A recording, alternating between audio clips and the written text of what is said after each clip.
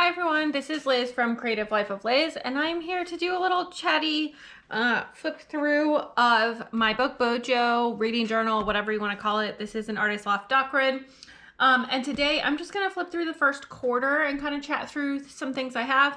I have a mug of tea sitting over here with me, and we're just going to kind of see how the chatting goes. So starting out right from the beginning. Oops, I already skipped some pages. I have these tiny little stickers that I printed from La La Land. She does an advent calendar every year, and this was one of the stickers from the advent calendar, and I thought the books were perfect, so I printed it in a bunch of sizes, and I just put a little one here on this cover page, and then this was a bigger one that was printed and cut with my Cricut, just like the little one where I put the 2025 reading journal note around it. Not totally straight, but I think it looks cute, and I like the vibes, and I like that I didn't have to try to draw anything. And then the next page has another one of those and just gives some doc grid information, grid guide. This page is lined in case it's not totally clear, but I did measurements of the dots from any individual page, and I just put in the numbers here so that I know how to divide it in halves, thirds, all of that good stuff there. Moving on to the next page, I have my annual goals page. You can see here that this is only filled in through like the last week of November. That's because I'm filming some of this stuff early. This is showing up sometime during Vlogmas in December, and I'm doing 24 videos in 24 days. So some things have to be filmed early. This is one of those things because obviously nothing's changed from the beginning of the planner beyond this page exclusively. So a couple of things still getting filled in here.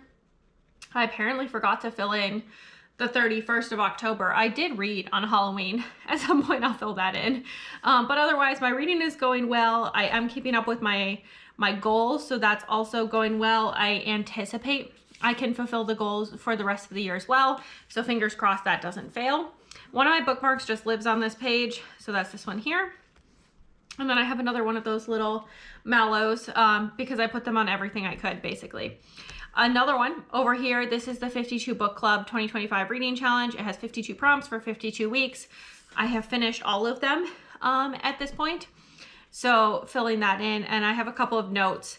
So like for the 4 genres, you had to either do 4 different genres or 4 different subgenres. So did that. And then for the cross universe, I read 2 Taylor Jenkins Reid books. So that was my note there so that I would remember what shared universe I was working within.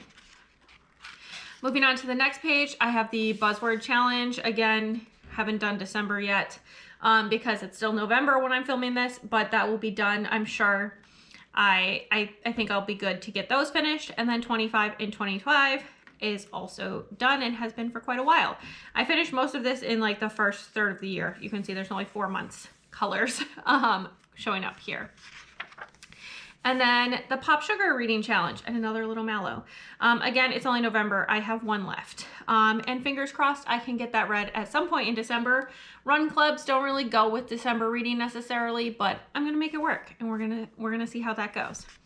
And then lastly, for the yearly challenges, I have the Romanceopoly Challenge. It was divided into 4 quarters. This is what the map looked like, so I just kind of pasted that in here and put a little mallow on the back. Sorry if you can hear my cat screaming in the background. He apparently has feelings. Again, I still have a couple left to go. These will probably fall into my December reads, but I have complete confidence I will get those read before the end of the year. We then move into the monthly spreads, which is kind of the exciting part. So this was the January spread. I have my cover page over here where I drew some like winter gear. I'm not a very good drawer, but I do think it turned out pretty cute. Used a little washi, wrote in the month. I like this kind of like whimsical font that I used. I apparently had 1 arc to get read, so that worked out. And then I did TBR-a-thon. So I have the game board that I did that I just added into here. I like to add in game boards and things like that rather than putting them on their own pages because I just never know how many pages I'm going to need for the whole year. So this just feels safer. Plus it's cute to have little flips in here. These were all the prompts that I ended up doing and the order that I did them all in. And I think that I had a pretty good mixture of things and got a lot of stuff read apparently for these various sections. And then we get into the actual reading that I did. You'll notice throughout the year that my format is quite consistent. So I put the name of the book and the author or authors, and then the star rating up here at the top in whatever the monthly pen is. The next page has the number, the next line, I should say, has the number of pages, the genre. This just says graphic novel. I do include a subgenre in my online spreadsheet that I keep, so that gets covered. The actual genre gets covered under graphic novel. I treat graphic novels as their own genre because otherwise I would just never keep track of that I'm reading them. But I keep that information here, and then I put the format, and then if it's own voices, I just list that it's own voices. I don't include any other information because to me, keeping track of what kind of own voices was creating its own set of problems. So it's much better to just say yes or no. If it applies to reading challenges, I then write reading challenges, and then I list them all on their own lines. So obviously in January, I'm fulfilling lots of reading challenges. So very productive there. My first read of the year was Queenie, Godmother of Harlem, which was a graphic novel. And I think it was a pretty good first book of the year. It was 4 stars. It was nice to get kind of off on a positive note. So I think that was definitely really good. My reading for the rest of the month definitely had its ups and downs. But I'm glad that I at least had a few things that I really enjoyed right from the beginning. This page is another one of a bunch more of the things that I was reading. You can see this one here did not fulfill any reading challenges, so it just fills just a couple of lines here. And then we finish off the month with my books here. The next setup is this 2-page spread that looks very consistent from month to month. Obviously the colors change, the design slightly changes, but the content stays the same from month to month. Over here, I put books, pages, DNFs, max, min, and average rating, and average days per book. The average days per book comes from Storygraph. I'm not sure how it calculates it, and honestly, I don't really care. But, you know, just something to put in here. I then have a divide up of the ratings over here in kind of like a bar chart. I then have 2 pie charts. One is relationship to author. The only 2 options in this context are either it's a new to me author or it's an author I've read from before, meaning known. And then I have an own voices pie chart, which again, only 2 options. It's either own voices or it's not. Ultimately, my goal is to have both of these be somewhere roughly around the 50-50 mark each month. I would say I care less about the relationship to author one than I do about own voices. This month, that was about 2/3 not own voices. Only 1/3 own voices was definitely not my fave. I much prefer when it's a more even split. It does go up and down based on my reading, based on my required reads, based on what comes in from the library the fastest, stuff like that. But I do prefer months that I have a more diverse reading group. And I should note, when I consider own voices, it's not just like a race kind of situation. It also includes queer own voices or LGBTQIA+ voices. I also include neurodivergence or mental health, disabilities, all of those kinds of things fall under own voices, but it is a requirement that it is an own voice book, obviously. So just because a book is queer doesn't mean that it counts as own voices, for example. Under format, I sometimes have 4 here if I read a book in multiple formats, but otherwise it's just audiobook, ebook, and physical. And then sometimes I read them with an audiobook and one or the other. So then I would just put that under multiple, but a pretty good mix for the month, which was nice. I then have publication year. And again, I just kind of list whichever years are applicable for the specific month. And this one I put a couple in ranges because I was kind of trying to include all the years in here. And then over here I got some decades going on. But overall, I try to stick in some publication years. How I do that exactly for each month kind of varies based on what I have for each month. I did read one 2025 release in January, so I'm pretty impressed by that, honestly. Over in this last section are my genres and my subgenres.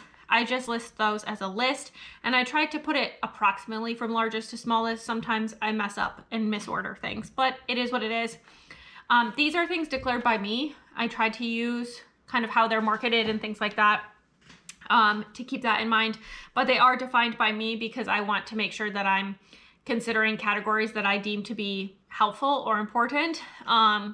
So The genres stayed pretty the same. Subgenres, I would say, gets kind of messy.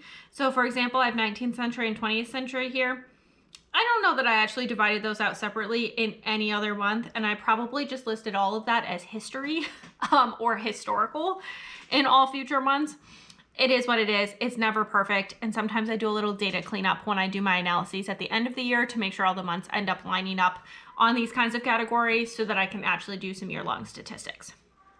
This right page then includes kind of like my favorites. So first off, I choose my favorite read of the month, and then I include a little paragraph about why. In January, it was With You Forever by Chloe Leese. This one was a little tough one to include as my favorite book because I had read it prior to this year. However, it was also my only 5-star read, so it kind of had to be my favorite book. So that's where I was left. It was the first time I had listened to it in audiobook format rather than read it with my eyeballs. So that was also an interesting change for sure. And then I had a couple other of top books that I also would recommend. I try to list about 5 recommendations per month. So I also had The Grand Emporiums, Queenie, The Spell Shop, and The Snow Queen as other things that I really enjoyed reading. These tend to be 4, 4.5, or 5-star reads, but it's not strictly a requirement. It's basically just things that I want to talk about more. Moving into February, here's my little cover page here for February. I had 2 arcs to read apparently, and then I did Polarathon, and I did a blackout of the board. So I think that was pretty successful. It was a month-long readathon, so of course that did also help. And the Winter of the Witch fulfilled like half the prompts, so that also really helped. But definitely one that it was a lot of fun to do. You'll see going down here, some of these only list 1, but they might apply to more than 1. That's because I usually only list the prompts that I have not yet fulfilled that are being fulfilled by a certain book. But I just did like, nice simple little spread here. I then used just like a third of the page to do the 52 Book Club Lunar New Year stuff because there's only 3 prompts. So I kept it very short and just covered part of a page for this. And then we start on my reads. Some things were pretty good. Some things were pretty terrible. Honestly, if this was not a Polarathon book, I would never have even finished it. But it is what it is. But got through quite a few books in February. It's always kind of an up or down month for me. And then in the middle of the month, I added the Literature Readathon and did the same exact format as I did for Polarathon with that same kind of structure to fulfill all of these prompts. And then we're back to additional books that I have read. I love coming back to these Adventures on Trains books, so it was nice to get one of those read this month. And then a few more reads over here as well. I did quite enjoy Voyage of the Damned and The Third Gilmore Girl. Honestly, some of these I forgot that I had read this year. It feels quite long ago at this part of the year. And then my wrap up and reading stats page, you can see it looks extremely similar to the one in January, but I read 21 books for about 6,200 pages. I had no 5-star reads, so that's rough. I read about 2/3 new authors and about 40% own voices. So that's closer to the split that I tend to like. And you can see that multiple format thing showed up in this context. I started picking up a lot of new releases, so that was also pretty productive. My genre spread was not super spread out for the month, but it just kind of is what it is. It's a short month, so that's just what kind of happens. The Third Gilmore Girl by Kelly Bishop was my favorite book of the month. I thought that it was just a really fun story, and I'd really like to go back to A Chorus Line and watch that again now that I have gotten her perspective of the making of that. So definitely very interesting. I also really liked Sabotage on the Solar Express, Voyage of the Damned, Four Ruined Realms, and The Disappearing Spoon for some other recommendations. And then the last month that shows up in this video is March. I had only 1 arc for the month, and I ended up just leaving some blank space here. That happens from time to time. Sometimes I try to fill that stuff in, sometimes I don't. It just is what it is, and I honestly don't mind that it's a little loose. You can see I tried to do some art, so that was really pushing my boundaries for the month, but I do really like how the font especially turned out. I jumped right in to reading for this month. I didn't have anything else that was worth talking about, so just jumped right into reading some books. I had the 52 Book Club Spring Cleaning. Again, only 3 prompts, so I just used part of a page for this one, just like I did in February. And then a few more reads here. My March was quite busy, so not a super heavy reading month for me. You can see I read 13 books, about 4,200 pages. Again, no 5-star reads, so that was rough. Lots of new authors, which was great. Very few own voices, which was not so great. And a lot of 2024 releases, it looks like. A little bit more of a mixture of genres and subgenres, so that was fun. My favorite book of the month was The Teller of Small Fortunes. I just enjoyed cozy fantasy. I thought this was a pretty good cozy fantasy, and I thought it was fun to read. My cat is trying to destroy things in the background. My apologies. Other things I really liked was Thing Explainer, Sunshine and Spice, A Grim Reaper's Guide to Catching a Killer, and The Crescent Moon Tea Room. So overall, a pretty good month, I guess, despite the no 5-star reads. And with that, I'm going to close up today's video. As always, please like and subscribe below if you haven't already. I really appreciate it. It helps me out. Let me know your favorite book that you saw me read during this time period, or your favorite read during the first few months of 2025. Or if you have nothing to say, leave me a leaf emoji just to say hi. I'd love to see some greenery down in the comment section. And then follow me on Instagram and Blue Sky at Creative Life of Liz. I show in progress and finished planner spreads, bits and pieces of my life, what I'm reading, all that good stuff. And until next time, bye.